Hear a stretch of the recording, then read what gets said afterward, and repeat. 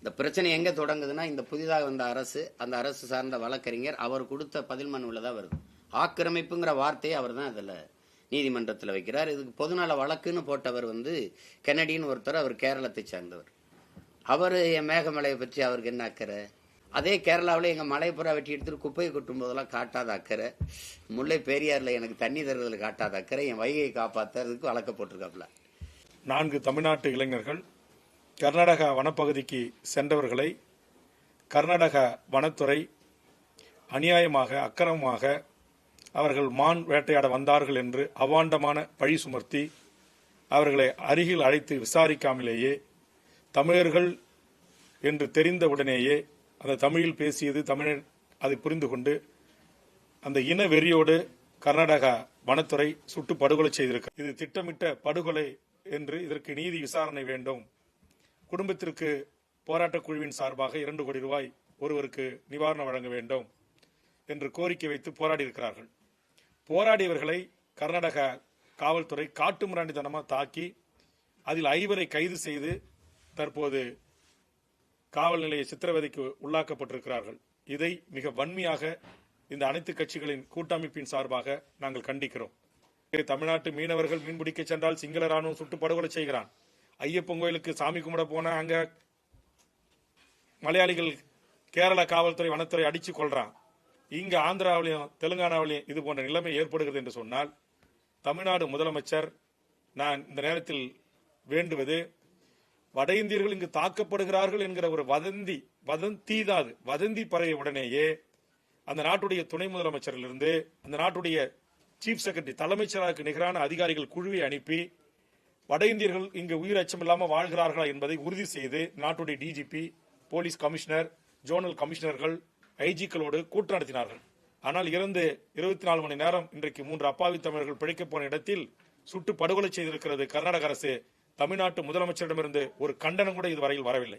இந்த படுகொலைக்கு காரணமாக இருந்த கர்நாடக வனத்துறையைச் சேர்ந்த எவர் தமிழ்நாட்டின் எல்லைக்குள் வந்தாலும் அவர்களை தமிழக சூடு, சொரண, மானம், தன்மானம், மொழி உணர்வு, இன உணர்வு பற்றுள்ள தமிழர்கள் ஒன்று கூடி அதற்கான மிகப்பெரிய ஒரு போராட்டத்தை எடுப்போம் என்பதை கர்நாடக அரசுக்கு எச்சரிக்கையாக பதிவு செய்கிறோம். தமிழ்நாட்டு மக்களால் தேர்ந்தெடுக்கப்பட்ட அரசும் காவல்துறையும் அரசு இயந்திரமும் கள்ளமும் சாய்த்துக் கொண்டிருக்கிறது. இதை நாங்கள் மிக வன்மையாக கண்டிக்கிறோம். ஆதலால் கர்நாடக அரசுக்கு எச்சரிக்கையாக நாங்கள் சொல்ல விரும்புவது, உங்கள் அரசு பேருந்துகள் எங்கள் மண்ணுக்கு வந்து போகின்றன, உங்கள் அரசு அதிகாரிகள் வாகனங்கள் எங்கள் மண்ணுக்கு வந்து போகிறது, உங்கள் அரசியல்வாதிகள் அதிகாரிகள் விமானத்தின் மூலமாக மகிழ்வதன் மூலமாக எங்கள் மாநிலத்திற்கும் எங்கள் எல்லைக்கு வந்து போகிறீர்கள்.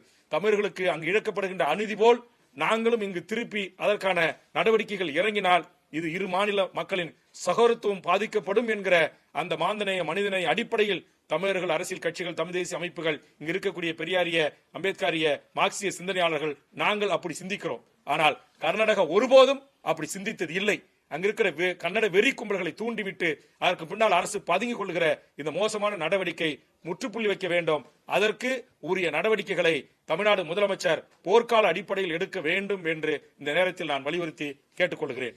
இதை செய்ய அவர்கள் தவறினால் நிச்சயம் வேறு விதமான விளைவுகளை கர்நாடக அரசு இயந்திரம் தமிழ்நாட்டில் சந்திக்கும் என்பது எச்சரிக்கையாக நான் பதிவு செய்வது. மான் வேட்டைக்கு போனார்கள், துப்பாக்கி வைத்திருந்தார்கள், அதனால் கர்நாடகா வனத்துறை சுட்டது என்று அவர்கள் கொடுக்கின்ற அந்த செய்தியை தயவு செய்து தமிழர்களாக பிறந்த தமிழ்நாட்டில் ஊடகம் நடத்துகிற, பத்திரிகை நடத்துகிற நீங்கள் வெளியிட வேண்டாம் என்பது உங்களை நான் கைகூப்பி கேட்டுக்கொள்கிறேன். ஒரு தொலைக்கணும், உடனடியாக அந்த குடும்பத்துக்கு 2 கோடி ரூபாய் இழப்பீடும், இவர்களை கொலை செய்த அந்த வனத்துறையை சேர்ந்தவர்கள் மீது கொலை வழக்கு பதிவு செய்வதற்கு தமிழ்நாடு முதலமைச்சர் அவர்கள் உடனடியாக வாய் திறந்து அறிவிப்பு செய்ய வேண்டும். இதுல சரியான நடவடிக்கை எங்களுக்கும் நீதி இந்த 3 பேர் உயிருக்கும் பெற்றுத்தர தமிழ்நாடு முதலமைச்சர் நடவடிக்கை எடுக்கலன்னா தமிழ்நாட்டு எல்லைகளில் கர்நாடக வனத்துறை வாகனங்கள் ஐஎஃப்எஸ் ஆஃபீஸர்கள் எவ்வளவு பெரிய கொம்பனாக இருந்தாலும் சரிதான், நாங்கள் அதற்கு எதிராக அதற்கான மறியல் போராட்டங்களை கண்டிப்பாக முன்னெடுப்போம். இதெல்லாம் தேதியெல்லாம் சொல்லிட்டு முன்கூட்டியெல்லாம் கிடையாது. ஏற்கனவே இதே மாதிரி நடந்த போது எப்படி நாங்க பல்லாயிரக்கணக்கான மக்களை திரட்டி கவர்னரை கிட்டத்தட்ட 5 மணி நேரம் வெளியே வராம முற்றுகிட்டோம். அதுல வினோத் என்கிற இதே கூட்டமைப்புடைய தலைவர்கள் எல்லாரும் ஒன்னாதான் இருந்து பண்ணணும். அன்னைக்கு வினோத்தின் கட்சியுடைய தொண்டர் கூட அந்த கூட்ட நெரிசல்ல ஒருத்தர் அங்கேயே செத்து போனான், மின்சார கம்பியில் அடிபட்டு. ஆக ஒரு உயிரை தியாகம் செய்து அந்த 20 உயிருக்கு நாங்கள் நீதி கேட்டிருக்கிறோம். ஆனா எங்களுக்கு இன்னை வரைக்கும் நீதி கிடைக்கல. அந்த வழக்கில் சந்தேகத்தின் அடிப்படையில் கைது செய்யப்பட்ட ஆயிரக்கணக்கான தமிழர்கள் இன்னைக்கு திருப்பதியில பல சிறையில 100 பேர் செத்து போயிருக்கான். அப்ப இந்த தமிழுடைய உயிர்களை குறித்து அச்சமே இல்லையா? இந்த நாட்டில் இருக்கிற அரசு, தமிழ்நாட்டில் இருக்கிற பெரிய கட்சிகள் ஏன் வாய் திறக்கல?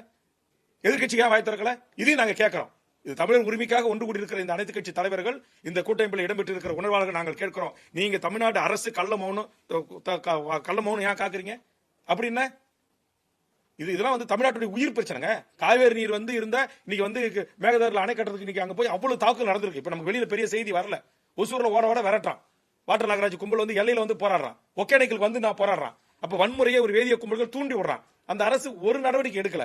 அப்ப இதெல்லாம் குறித்து முன்கூட்டியே அப்படி ஒரு கண்டிச்சு முதலமைச்சர் 3 மாசம் ஆட்சிக்கு வந்து 100 நாள் நிறைவு செஞ்சாரு. ஒரு கண்டிச்சிருந்தா, ஒரு எதிர்ப்பை பதிவு செய்திருந்தா, நான் கேட்கிறேன், நீங்க மக்களால் தேர்ந்தெடுக்கப்பட்ட ஒரு முதலமைச்சர் உங்களுடைய புகைப்படத்தை கிழிக்கிறான், செருப்பால் அடிக்கிறான், உங்க முகத்துல சிறுநீர் கழிக்கிறான். இது உங்களுக்கு இதெல்லாம் பார்த்து உங்களுக்கு ஒரு கோபம் வர வேண்டாம்? ஒரு மான உணர்ச்சி வேண்டாம்? முதலமைச்சர் இதை தடுத்து நிறுத்துங்கன்னு சொல்லலாம். எங்கள் தெரிந்தோ தெரியாமலோ இந்த நாட்டுடைய மக்கள் வாக்களித்து உங்களை நாட்டுக்கு முதலமைச்சர் ஆக்கிட்டாங்க. நீங்க தமிழ்நாட்டு மக்களுடைய முதலமைச்சர். உங்களை அவமானப்படுத்துவது, ஒட்டுமொத்த தமிழர்களை 8 கோடி தமிழர்களை அவமானப்படுத்துவதாக நாங்கள் கருதுகிறோம். நாங்கள் போராடுகிறோம், நாங்கள் வழக்கை வாங்குகிறோம். நீங்க எங்க இருக்கிறீங்க? நாளைக்கு உங்க வீட்டுக்கு இந்த மாதிரி நிலைமை வந்தா இப்படித்தான் நீங்க இருப்பீங்களான்னு கேட்டு பாருங்க. இப்ப இந்த மேகமலை போறது வந்து பற்றி எரியுது. அதுக்கப்புறம் நாங்கள் இந்த ஒவ்வொரு போராட்டமாக எடுக்க இருக்கிறோம். அதில் அடுத்து மாஞ்சோலை, இதில் தொகுதி மறுசீரமைப்பு, இப்படி ஒவ்வொன்றா இது பண்ணுவோம். இது குறித்த செய்திகளை தொடர்ந்து ஒருங்கிணைத்து வருகிற என் அண்ணன் மருத்துவர் கிருஷ்ணசாமி அவர்களும், என் அன்பு ரத்தம் வேல்முருகன் அவர்களும் உங்களோட பகிர்ந்து கொள்வாங்க. எப்பவும் எங்கள் செய்திகளுக்கு எந்த அளவுக்கு முன்னுரிமை கொடுப்பீங்கிறத உங்களை விட நாங்கள் நன்கு அறிஞ்சிருக்கோம். ஏன்னா அது அவ்வளவு உங்களுக்கு இதெல்லாம் ஒரு மேட்ரு இல்லை. உங்களுக்கு ஒரு மேட்ரு இல்லை. இது உங்களுக்கு சுதந்திர தினமே ஒரு சும்மா தினம் ஆகிப்போச்சு. அதனால நாங்கள் பேசி இதில் பயன் இல்லை. அதனால் நான் வந்து என்னுடைய அப்பா பாரதராஜா அவர்களுக்கும் எங்களுடைய மதிப்பிற்குரிய ஐயா பாக்கியராஜ் அவர்களுக்கும் ஒரு வணக்க நிகழ்வு நடக்குது. அதில் போய் பங்கேற்கணும். அதனால நீண்ட நேரம் அங்கே இருக்க முடியாது. அந்த செய்திகளை எங்கள் அண்ணன் ரத்தம், என்னுடைய அன்பு சகோதரன் தனியரசெல்லாம் பகிர்ந்துக்குவாங்க உங்களோட. முழுக்க உண்மைக்கு மாறான குற்றச்சாட்டு. அவருடைய தாய், அவருடைய மனைவி, அவருடைய உறவுகள், அங்க இருக்கிற சட்டப்பேரவை தொகுதியினுடைய உறுப்பினர் விடிய காலம்பரை வரையில் அதற்கான போராட்ட களத்தில் இருக்கார். இவர்கள் எல்லாம் இது முழுக்க திட்டமிட்ட ஜோடிக்கப்பட்ட உண்மைக்கு மாறான பொய்யான செய்தி என்பதை ஆயிரக்கணக்கான மக்கள் கூடி அங்கு தெரிவித்திருக்கிறார்கள். அந்த தொகுதியுடைய சட்டப்பேரவை உறுப்பினர் அந்த மக்களோடு போராட்ட களத்தில் மக்கள் பக்கம் இருக்கிற நியாயத்தை உணர்ந்து போராட்ட களத்தில் நின்றிருக்கிறார். ஆக தயவு செய்து தமிழ்நாட்டு ஊடகங்களை நான் வேண்டி கேட்டுக்கொள்வது, மான்வேட்டைக்கு போனார்கள், துப்பாக்கி வைத்திருந்தார்கள், அதனால் கர்நாடகா வனத்துறை சுட்டது என்று அவர்கள் கொடுக்கின்ற அந்த செய்தியை தயவு செய்து தமிழர்களாக பிறந்த தமிழ்நாட்டில் ஊடகம் நடத்துகிற, பத்திரிகை நடத்துகிற நீங்கள் வெளியிட வேண்டாம் என்பது உங்களை நான் கைகூப்பி கேட்டுக்கொள்கிறேன். ஒரு தொலைக்காட்சி கூட விட்டுருந்துச்சு, மான்வேட்டைக்கு சென்ற தமிழர்கள் சுட்டுக் கொல்லப்பட்டார்கள். செம்மர கூலி வேலை போனா அவன் செம்மரம் கடத்த போனான். செம்மரம் கடத்த விஷயம் உங்களுக்கு தெரியும். அங்க இருக்கிற மந்திரி, அதிகாரிகள், காவல்துறை, வருவாய்த்துறை, வனத்துறை எல்லாருக்கும் அதுல பங்கு இருக்கு. அவன் எவனாச்சும் செத்துருக்கிறானா? அப்ப இது முழுக்க இப்பயே மான்வேட்டைக்கு போற பணக்காரர்கள், எம்எல்ஏ, எம்பி, மந்திரி பல பேர் மான்வேட்டைக்கு போயிட்டு தான் இருக்காங்க. அவர்கள் என்றைக்காவது சுட்டு படுகொலை செய்யப்பட்டிருக்காங்களா? அப்பாவிகள். அதுவும் தமிழர்கள் என்றால் அவ்வளவு தமிழர்களுடைய உயிர் அவ்வளவு இலக்காரமானதா?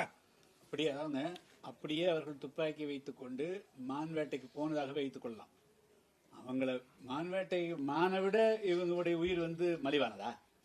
அவங்களை விரட்டி பிடிக்கலாம், கைது செய்யலாமே தவிர மான்வேட்டைக்கு போனார் என்று ஊகித்துக் கொண்டு ஒரு குற்றம் சுமத்தி வந்து அப்ப வேறு ஏதோ அவங்க மனசுக்குள்ள ஆன்டி தமிழ் அந்த உணர்வுல தான் அது நடந்திருக்கே தவிர அவர் மானை விட அப்ப மனசு உயிர், தமிழனுடைய உயிர் வந்து மலிவா போயிடுச்சுன்னு தான் தெரியுது.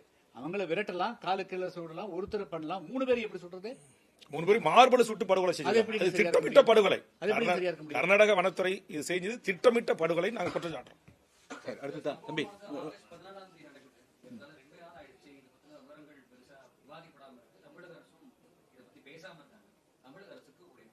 தமிழக அரசுடைய கோரிக்கை தான் நான் சொல்றேன். முதலமைச்சர் அவர்கள் உடனடியாக வாய் திறக்கணும். உடனடியாக அந்த குடும்பத்துக்கு 2 கோடி ரூபாய் இழப்பீடும், இவர்களை கொலை செய்த அந்த வனத்துறையை சேர்ந்தவர்கள் மீது கொலை வழக்கு பதிவு செய்வதற்கு தமிழ்நாடு முதலமைச்சர் அவர்கள் உடனடியாக வாய் திறந்து அறிவிப்பு செய்ய வேண்டும். இதுக்கு உதாரணம் சொல்லுங்க. கடந்த சில மாதங்களுக்கு, வருடங்களுக்கு முன்பு வந்து வங்கி கொள்ளையர்களை வந்து இங்க பண்ணாங்க. அப்போ பீகார் நிதிஷ்குமார் இங்க வந்தாரா இல்லையா? அப்போ அந்த மாநில சார்ந்தவர்களுக்கு ஒரு பாதிப்பு ஏற்படுகின்ற பொழுது அந்த மாநில முதலமைச்சர்கள் நீங்க வந்து குற்றத்தை பத்தி அவங்க பார்க்கல, அவர்கள் என்ன குற்றம் செய்தார்கள் என்பதான் பார்க்கல, அவர்கள் அந்த மாநிலத்தை சேர்ந்தவர்களா இல்லையான்னு தான் பார்த்து அந்த உணர்வோடு தான் வணங்குனாங்க. அதே போல தமிழ்நாடு முதலமைச்சர் அவர்களும் இந்த விஷயத்துல வந்து நீங்க தமிழர்கள் என்ற உணர்வோடு வந்து தமிழர்களை பாதுகாக்கிறதுக்கு அணுகணுங்கிறது தான் என்னுடைய வேண்டுகோள். உடனடியா ஒரு மூத்த அமைச்சர் தலைமையில கர்நாடக அரசு குழுவினர் போயிருக்கணுமா இல்லையா? நீங்க சொன்ன மாதிரி 14 நடந்திருக்கு. நேற்றுக்கு சுதந்திர தினம் விட்டுட்டீங்க. சரி, இன்னைக்கு என்ன பண்ணிட்டு இருக்கீங்க? காலையில இன்னைக்கு இப்ப மணி 12 இதுவரையிலும் எந்தவித ஒரு அறிக்கையோ எந்தவித ஒரு கண்டனமே ஒரு நாட்டுடைய முதலமைச்சர்கள் இல்லைன்னா அப்ப தமிழர்கள் வந்து இந்த நாட்டுல எங்க போய் மீன் பிடிக்க போய் செத்து போனாலும், இது மாதிரி கூலி வேலைக்கு போய் செத்து போனாலும், இந்த மாதிரி ஆடு மேய்க்கு போய் செத்து போனாலும் சுட்டு கொள்ளலாமா அண்டை மாநிலங்கள்? இதற்கு ஒரு நியாயம் தர்மம் இல்லையா? அதுக்காக தான் நாங்க ஒருபடி மேலே போய் சொல்றோம். இதுல சரியான நடவடிக்கை எங்களுக்கும் நீதி இந்த 3 பேர் உயிருக்கும் பெற்றுத்தர தமிழ்நாடு முதலமைச்சர் நடவடிக்கை எடுக்கலன்னா தமிழ்நாட்டு எல்லைகளில் கர்நாடக வனத்துறை வாகனங்களா ஐஎஃப்எஸ் ஆஃபீஸர்களாம் எவ்வளவு பெரிய கொம்பனாக இருந்தாலும் சரிதான் நாங்கள் அதற்கு எதிராக அதுக்கான மறியல் போராட்டங்களை கண்டிப்பாக முன்னெடுப்போம். இதெல்லாம் தேதியெல்லாம் சொல்லிட்டு முன்கூட்டியெல்லாம் கிடையாது. ஏற்கனவே இதே மாதிரி நடந்த போது எப்படி நாங்க பல்லாயிரக்கணக்கான மக்களை திரட்டி கவர்னரை கிட்டத்தட்ட 5 மணி நேரம் வெளியே வராம முற்றுகிட்டோம். அதுல வினோத் என்கிற இதே கூட்டமைப்புடைய தலைவர்கள் எல்லாரும் ஒன்னாதான் இருந்து பண்ணணும். அன்னைக்கு வினோத் கட்சியுடைய தொண்டர் கூட அந்த கூட்ட நெரிசல்ல ஒருத்தர் அங்கேயே செத்து போனான், மின்சார கம்பியில் அடிபட்டு. ஆக ஒரு உயிரை தியாகம் செய்து அந்த 20 உயிருக்கு நாங்கள் நீதி கேட்டிருக்கிறோம். ஆனா எங்களுக்கு இன்னை வரைக்கும் நீதி கிடைக்கல. அந்த வழக்கில் சந்தேகத்தின் அடிப்படையில் கைது செய்யப்பட்ட ஆயிரக்கணக்கான தமிழர்கள் இன்னைக்கு திருப்பதியில பல சிறையில 100கணக்கான பேர் செத்து போயிருக்கான். அப்ப இந்த தமிழுடைய உயிர்களை குறித்து அச்சமே இல்லையா? இந்த நாட்டில் இருக்கிற அரசு, தமிழ்நாட்டில் இருக்கிற பெரிய கட்சிகள் ஏன் வாய் திறக்கல? எதிர்கட்சிக்காக வாய் திறக்கல? இதையும் நாங்க கேட்கிறோம். இது தமிழர் உரிமைக்காக ஒன்று கூடியிருக்கிற இந்த அனைத்து கட்சி தலைவர்கள், இந்த கூட்டமைப்பில் இடம்பெற்று இருக்கிற உணர்வாளர்கள் நாங்கள் கேட்கிறோம். நீங்க தமிழ்நாடு அரசு கள்ள மௌனம் ஏன் காக்குறீங்க? அப்படின்னா இதெல்லாம் வந்து தமிழ்நாட்டுடைய உயிர் பிரச்சனைங்க. காவேரி நீர் வந்து இருந்தா இன்னைக்கு வந்து மேகதாதுல அணை கட்டுறதுக்கு இன்னைக்கு அங்க போய் அவ்வளவு தாக்குதல் நடந்திருக்கு. இப்ப நமக்கு வெளியில பெரிய செய்தி வரல. ஒசூர்ல ஓட விரட்டான் வாட்டர் நாகராஜ் கும்பல் வந்து எல்லையில வந்து போராடுறான். ஒகேனக்கலுக்கு வந்து நான் போராடுறான். அப்ப வன்முறையை ஒரு வேதிய கும்பல்கள் தூண்டி விடுறான். அந்த அரசு ஒரு நடவடிக்கை எடுக்கல. இப்ப இதெல்லாம் குறித்து முன்கூட்டியே அப்படி ஒரு கண்டிச்சு முதலமைச்சர் 3 மாசம் ஆட்சிக்கு வந்து 100 நாள் நிறைவு செஞ்சாரு. ஒரு கண்டிச்சிருந்தா, ஒரு எதிர்ப்பை பதிவு செய்திருந்தா, நான் கேட்கிறேன், நீங்க மக்களால் தேர்ந்தெடுக்கப்பட்ட ஒரு முதலமைச்சர் உங்களுடைய புகைப்படத்தை கிழிக்கிறான், செருப்பால் அடிக்கிறான், உங்க முகத்துல சிறுநீர் கழிக்கிறான். இது உங்களுக்கு இதெல்லாம் பார்த்து உங்களுக்கு ஒரு கோபம் வர வேண்டாம்? ஒரு மான உணர்ச்சி வேண்டாம்? முதலமைச்சர் இதை தடுத்து நிறுத்துங்கன்னு சொல்லலாம். எங்கள் தெரிந்தோ தெரியாமலோ இந்த நாட்டுடைய மக்கள் வாக்களித்து உங்களை நாட்டுக்கு முதலமைச்சர் ஆக்கிட்டாங்க. நீங்க தமிழ்நாட்டு மக்களுடைய முதலமைச்சர். உங்களை அவமானப்படுத்துவது, ஒட்டுமொத்த தமிழர்களை 8 கோடி தமிழர்களை அவமானப்படுத்துவதாக நாங்கள் கருதுகிறோம். நாங்கள் போராடுகிறோம், நாங்கள் வழக்கு வாங்குகிறோம். நீங்க எங்க இருக்கிறீங்க?